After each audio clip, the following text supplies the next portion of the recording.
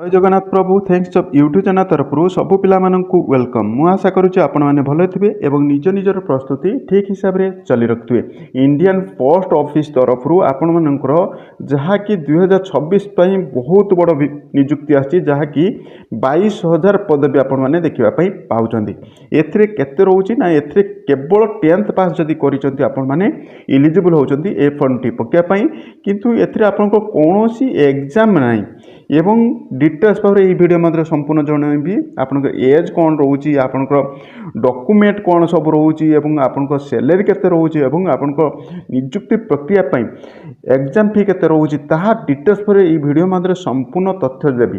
वीडियोटी को लास्ट पर्यंत देखिए। जदि प्रथम थर पर आम थैंक्स सब यूट्यूब चैनल देखुंत तेरे सब्सक्राइब कर रखिए और पाखे ऑल बेल आइकन टी दबी रखिए, कारण आम अपलोड कर समस्त जॉब रिलेटेड वीडियो गुड़िक आपण मैंने सर्वप्रथम देखापी पाइबे।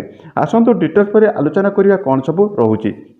देखो ये नोटिफिकेशनटा आसला डिपार्टमेंट ऑफ पोस्टाल तरफ जेटा रोचे इंडियन पोस्टाल तरफ रिलीज होती, जहाँकि आपण मानकर ये जीडीएस पोस्ट रोचे ग्रामीण डाक सभा ग्रामीण डाक सेवा तरफ आपण नियुक्ति प्रक्रिया होची आपण 22,000 पोस्ट आपण मैंने देखापी पाँच। ए डिटेल्स बारे देखो ये ऑर्गेनाइजेशन किए करिवो ना ऑर्गेनाइजेशन आपण डिपार्टमेंट ऑफ पोस्टाल ही करिवो। एथिरे हो कैन एप्लाई ना ओडिशार समस्त पिला माने उभय मेल एवं फीमेल कैटेगरी माने समस्त एप्लाई करि परिबे। ये जे पोस्ट रोचे आपणकर ग्रामीण डाक सेवा रोचे एटा रोचे आपनको ग्राम्य अंचल रे डाक सेवा जे रोचे सेही आपण माने नियुक्ति पाई परिबे। एवं टोटल पोस्ट वैकेंसी रोचे माने कहवा कले 2026 रे बहुत बड़ वैकेंसी आपण मान देखुं, जहाँकि 22,000 पोस्ट आपण मैंने देखिपुंट। एथिरे आपण मानकर केमिति सिलेक्शन हम ताहा मु आपनको डिटेल्स पर कहीदेवी। देखो यहाँ all India basis job T रोचे, किंतु ऑल ओडिशा रे आपण माने पाउछंती वैकेंसी माने 1100 वैकेंसी आपण माने पाउछंती, किंतु 22,000 पोस्ट होची ऑल इंडिया बेसिस रे पाउछंती, किंतु आपण माने ओडिशा रे उभय मेल एवं फीमेल कैटेगरी पाई आपण मानक रोज केते ना 1100 वैकेंसी आपण माने देखिया पाई पाउछंती। एज कहवा गले आपण मानक 18 रु 37 वर्ष रोची, एटा यूआर कैटेगरी पाई आपण मानक 18 रु 37 वर्ष रोची, किंतु जदि एससी किंबा एसटी थांती तेबे आपण माने पाउछंती केते ना 5 वर्ष एज रिलैक्सेशन अर्थात 32 वर्ष हेतिले आपण माने पकी पारुछंती। एवं यूआर कैटेगरी हेतिले आपण माने पकुछंती 18 रु 37 एवं ओबीसी कैटेगरी जदि ओबीसी कैटेगरी थांती तेबे आपण माने केते ना 3 वर्ष एज रिलैक्सेशन पाउछंती। एवं जदि हैंडिकैप थांती बीडब्ल्यू पिला थांती तेबे आपण माने मध्य एज रिलैक्सेशन गवर्नमेंट रूल हिसाब रे आपण माने मध्य 5 वर्ष एज रिलैक्सेशन पाई परछंती।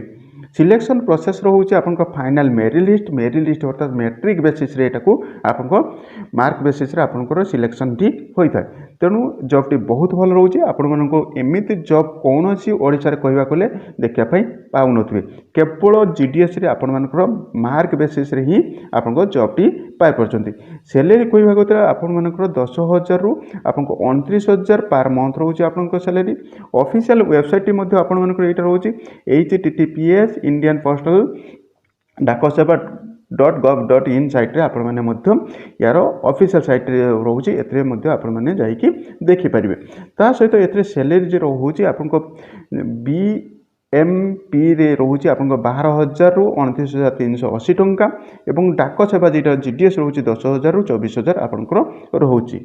एठी मेन इंपोर्टेंट कथा रोचे आपनको जे जीडीएस रोचे एतरे ऑनलाइन फॉर्म टी आपनको 2026 री एप्लाई होची। एथिरे आपण मानकर रोचे ऑर्गेनाइजेशन करथिबा दरकार, आपनकर सर्टिफिकेट 10th पास करथिबा दरकार एवं ऑर्गेनाइजेशन बोर्ड ऑफ माने ओडिशा है जदि पिला पकुचंती ओडिशा रे ही रहितबा दरकार, बोर्ड ऑफ सेकेंडरी ओडिशा। एथिरे नॉलेज अर्थात लोकल लैंग्वेज आपण माने जानिथबा दरकार, जेहेतु ओडिशा रे आपण माने पकिचंती तेणु ओडिशा रे ओडिया भाषा आपण माने जानिथबा दरकार, ओडिया रे लिखि पारथुए, ओडिया रे कहि पारथुए, तेबे आपण माने फॉर्म टी पकि परिबे।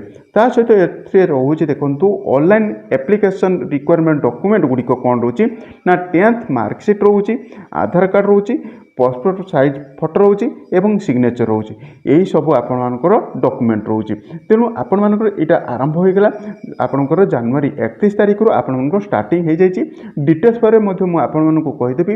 ୟାର ଫର୍ମ ପଡ଼ିଲେ କେମିତି ଆପଣମାନେ ଫର୍ମ ପକାଇବେ ତାହା ମଧ୍ୟ ମୁଁ ଆପଣଙ୍କୁ ଡିଟେଲ୍ସ ଭାବରେ ଆଉ ଗୋଟେ ଭିଡ଼ିଓ ମାଧ୍ୟମରେ ଆପଣମାନଙ୍କୁ ଜଣାଇଦେବି। ଆପଣମାନେ ନିଜ ମୋବାଇଲରେ ମଧ୍ୟ ବସିକି ଆପଣମାନେ କେମିତି ଫର୍ମ ପକାଇବେ ତାହା ମଧ୍ୟ ମୁଁ ଆପଣମାନଙ୍କୁ ଜଣାଇଦେବି। ୟାର PDF ଯଦି ପାଇବା ପାଇଁ ଚାହୁଁଛନ୍ତି ତେବେ ଡେସ୍କ୍ରିପ୍ସନରେ ଟେଲିଗ୍ରାମ ଲିଙ୍କ୍ ଅଛି, ସେଥିରେ ଜଏନ୍ ହୋଇଯିବେ। ଯାହାଫଳରେ ୟାର PDF ମଧ୍ୟ ମୁଁ ଆପଣଙ୍କୁ ସେୟାର କରିଦେବି। ଏବଂ ଯଦି କିଛି ଡାଉଟ୍ ଥାଏ ତେବେ ମଧ୍ୟ ମୋତେ କମେଣ୍ଟ କରିବେ, ମୁଁ ଆପଣଙ୍କର ଡାଉଟ୍ର ସମାଧାନ କରିବା ପାଇଁ ଚେଷ୍ଟା କରିବି। ଏହା ଥିଲା update. Thank you watching video. ଜୟ ଜଗନ୍ନାଥ।